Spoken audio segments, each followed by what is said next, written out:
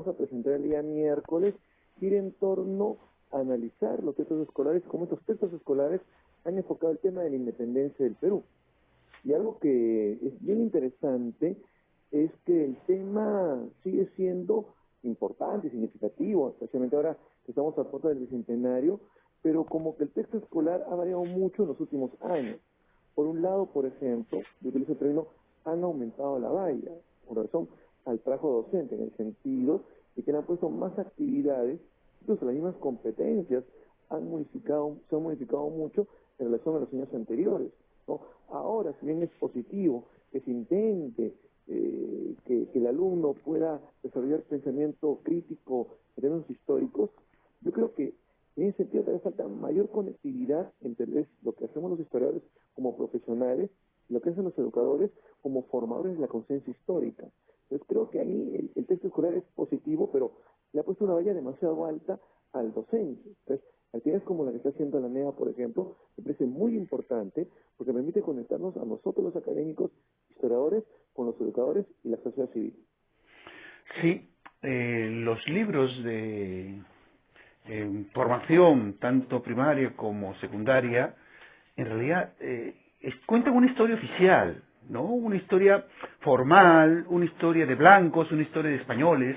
No cuentan realmente la historia que todos están empezando a descubrir en estos últimos tiempos, ¿no?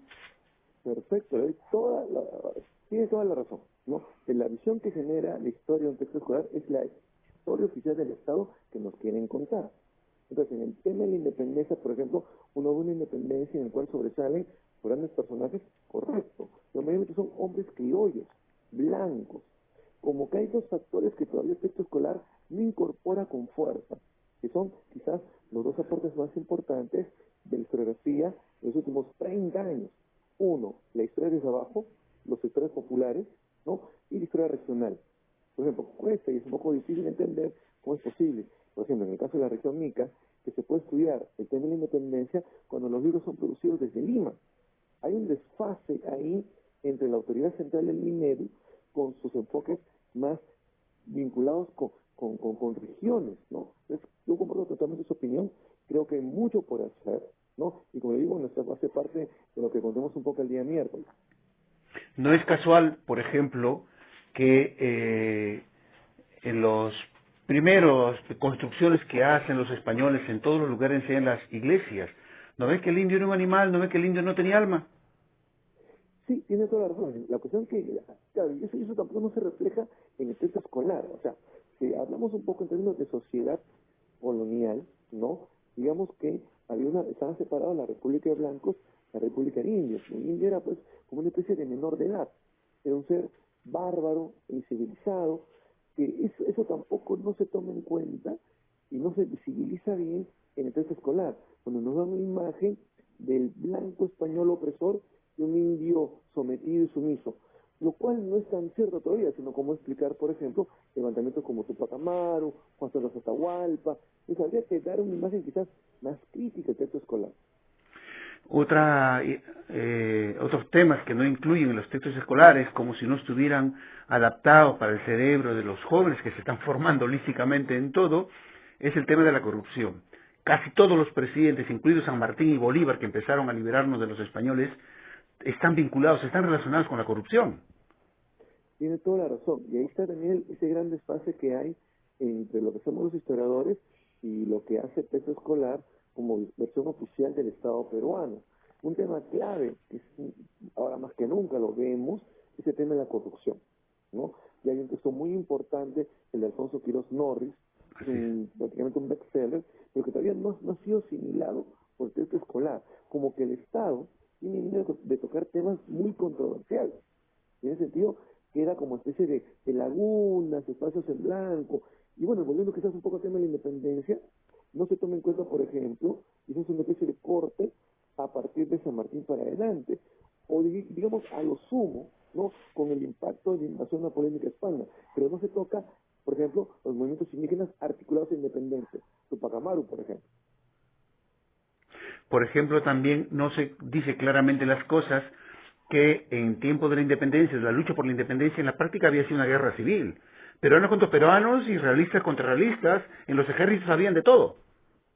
Claro, lo que pasa que, como digo, o sea, estas interpretaciones, y eso es quizás lo importante del Bicentenario, es que nosotros como academia hemos hecho una reflexión profunda en los últimos 30 años, reflexión que se debate mucho en los espacios académicos, como el que ustedes impulsan, ¿no? Donde se han recogido las últimas conferencias, imágenes muy a tono con la forma como estamos trabajando. Pero esa imagen que nosotros trabajamos como academia no llega a la escuela, y no llega porque también hay un segundo problema, y lo explico, ¿no?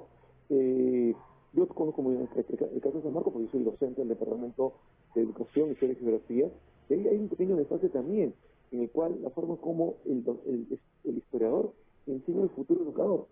Lo que ocurre es que hay ese desfase, espero que, bueno, creo que con actividades como la que está llevando a cabo la NEA-ICA, creo que va un poco a ir acordando esas brechas. Es un trabajo de todos, un trabajo mancomunado de sociedad civil, educadores, historiadores y gobiernos también, autoridades regionales. Está trabajándose entonces en un texto ideal, un texto que interprete realmente aquello lo que se tiene que saber, ¿no? A mí me parece también lo que usted comentaba al principio, de que no es posible que se incluyan temáticas o formadores que no analicen la propia región. Hay muchos escritores, muchos poetas de la propia región que no se ven reflejados en los textos escolares del lugar donde se hace las clases. Claro, lo que ocurre, como le ven indicando, es que el texto se hace afuera de Lima, con académicos de Lima, ¿no? Entonces ahí te queda una mayor conectividad para que la persona que sea de Ica, Arequipa, Puno, se siente identificado con su región, ¿no? Porque esa es una manera, el texto escolar finalmente es un insumo, junto también con lo que hace el docente en la aula. Entonces ahí hay algo que yo menciono, ¿no? Que dice Pablo Drinos, un historiador peruano fincado en Inglaterra, y habla en torno a la esquizofrenia de la conciencia histórica. ¿Qué es esto? Lo explico bien cortito, de manera muy sencilla, ¿no? Por ejemplo, imaginémonos que hay un estudiante sentado en una carpeta, tiene su docente de escuela que tiene una imagen crítica de la historia, ¿correcto? Por otro lado tiene el texto escolar que le entrega el Minedu, que es la versión oficial del Estado peruano. Pero luego quizás ese niño mira Sucedió en el Perú de Canal 7, donde participan muchos historiadores, o lee un libro de la Universidad Católica, el IET, o San Marcos, etcétera, y tiene otra imagen de la historia. Entonces yo me pregunto, ese niño finalmente ¿a quién le cree? ¿A su docente, al texto escolar o al historiador? Ya, eso es un poco lo que Pablo Grino llama esquizofrenia de la conciencia histórica, porque creo que nos hemos como muy segmentado. Por eso yo, de verdad, en particular, felicito a la NEA, ICA, porque está creando un espacio muy potente de articulación entre sociedad civil, escuela e historiadores. Tremendo trabajo por hacer, ¿ah? Vallejo ha quedado muy corto en todo lo que falta por hacer, y empezando también por el tema que usted tiene que, por supuesto, que va a levantar polémica, y ojalá que no acabe solamente en un tema coyuntural como es el Bicentenario. Sí, yo doy toda la razón, porque tome en cuenta también que otro tema histórico que nos ha marcado es la Guerra del Pacífico. En el 2029 se cumplen 150 años de la Guerra del Pacífico. Y se va a hacer otro momento, porque a ver, yo como historiador veo 4 traumas históricos. El primer trauma histórico, la conquista del Perú. Segundo trauma histórico, la independencia. Tercer trauma histórico, Guerra del Pacífico. Y cuarto trauma histórico, el terrorismo. Eso nos ha marcado la conciencia histórica a nosotros. En ese sentido, yo agradezco mucho su entrevista, a toda la audiencia, y seguir con las actividades de ANEA que están, creo que son un éxito, particularmente hablando, ¿no? Y bueno, seguir trabajando porque ese es el trabajo de todos, ¿no? Fuerte abrazo, señor Chaupis, éxitos. No, gracias a usted por la entrevista, muy gentil. Hasta luego, buenas noches. Adiós, bueno.